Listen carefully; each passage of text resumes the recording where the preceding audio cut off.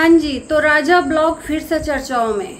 देवी जी को बिठाकर सामने से वीडियो बनाया और झूठी कसम खिलाई दहेज के लिए कि मेरे सर पे हाथ रखकर कसम खाओ कि हमने तुमसे दहेज तुम्हारे घर वालों से नहीं मांगा।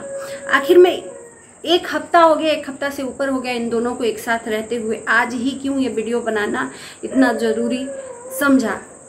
जिस दिन आई थी उसी दिन वीडियो बनाते, सारी बातें क्लियर करते। तो जिस दिन आई देवी जी उस दिन से प्रेगनेंसी का कंटेंट चला।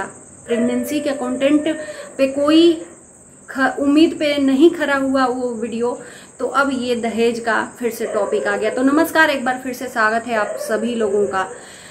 दोस्तों, देवी जी के चेहरे पे आज वो डर दिख रहा था।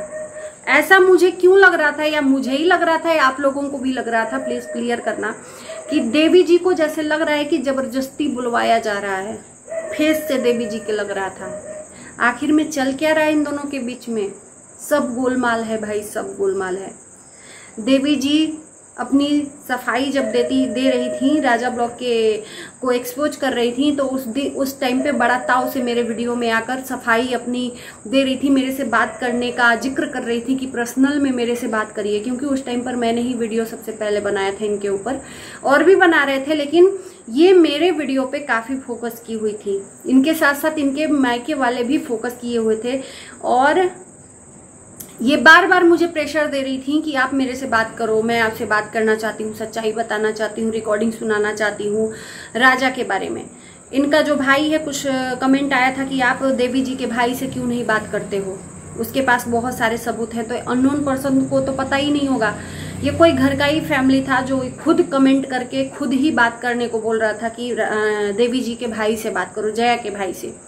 मैंने वो सब चीजें नहीं की, क्योंकि मैं कभी करती ही नहीं हूं कि पर्सनल में किसी से जाकर बात करूं, कभी नहीं करती हूं।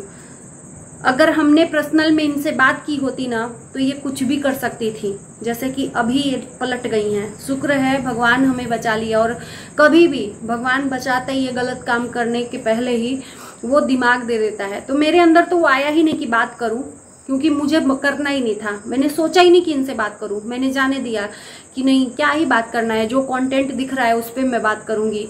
अन्यथा अंदर की बातें मुझे जानने की कोई न इच्छा है, न अंदर की बातें मैं लाना चाहती हूँ किसी का, अननोन पर्सन का। सिर्फ और सिर्फ मेरा जो है पर्सनल, अगर मैं मेरी इच्छा से लाती हूँ तो वो मेरा होगा अपना इच्छा, दूसरे का नहीं। पर्सनल चीजें मैं नहीं ला सकती। तो ये प्रेशर दे रही थी कि पर्सनल चीजें मैं अपने थ्रू ले आऊं, लेकिन मैं नहीं लाई। इन दोनों का पैचअप हुआ कि खेला था इन लोगों का, जो भी था कंटेंट था। ये लोग एक स्क्रिप्ट लिखे हुए थे, जिस स्क्रिप्ट के दौरान इनकी मायकी फैमिली भी मिली थी और ये भी मिला हुआ था। क्योंकि अब तो श्योर पता हो गया है, ये श्योर 100% कंफर्म हो गया है कि ये सब मिले हुए थे। ये सिर्फ स्क्रिप्ट लिखा गया था। उसके बाद देवी जी अचानक आती हैं, लगा कि कुछ हुआ ही नहीं है इनके बीच में, कोई झगड़ा लड़ाई नहीं। इस तरह से सज संवर के अपने देवता के पास में ही, मतलब क्या मैं बोलूं, इनके देवता ही हैं। चलो अच्छा है, मैं तो खुद ही बोल रही थी कि पति पत्नी को एक साथ में रहना चाहिए, लेकिन इन्होंने जिस तरह से अपने आप को प्रेजेंट किया, उसके बाद जब टर्न आई अपने पति देव के पास, तो जैसे कि कुछ हुआ ही नहीं था। तो ये सीधे कंटेंट लाए। इनको लाना चाहिए ना कि जो इनके ऊपर एलिगेशन लगाए थे ससुराल वाले कि दहेज मांग रहा था, दहेज कार के लिए, कार कैश, जो भी है, दहेज प्रथा लगाए थे। झूठा इल्जाम देवी जी लगाई थी और देवी जी के परिवार वाले लगाए थे। तो देवी जी के आते ही बात क्लियर करनी चाहिए थी। इतने दिनों बाद आज क्यों क्लियर किया जा रहा है? क्योंकि ये भी एक इनके स्क्रिप्ट का किरदार निभा रहे हैं। कंटेंट आया, देवी जी प्रेग्नेंट हैं। 1 महीने की प्रेगनेंसी में इतना बौखलाना, इतना उतराना। 1 महीने की प्रेगनेंसी भी क्या प्रेगनेंसी है।